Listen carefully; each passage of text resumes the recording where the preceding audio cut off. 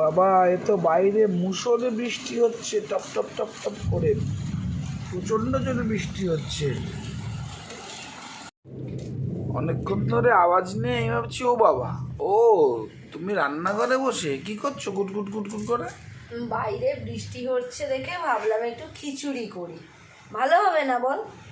রাত্রে খাবি বলে একটু খিচুড়ি করবো বলে কাটাকাটি করছি, কেটেও ফেলেছি। এই যে আদা কেটেছি, লঙ্কা কেটেছি, রসুন কেটেছি, আলু কেটেছি, পেঁয়াজটা কাটছি। তবে কিন্তু আমি ডালি আর খিচুড়ি করবো রাত্রিবেলা তো, বল চালের খিচুড়ি খেতে খুব একটা ভালো লাগে না। তোকে একটু নর্মাল একটা পাঁপড় ভেজে দেবো, ডালের পাঁপড় তো খেতে তোকে ডাক্তার না করেছে। আর মেয়েকে একটু ডিমের অমলেট করে দেবো, হবে না? দেখেছিস কেমন বাজ পড়ছে?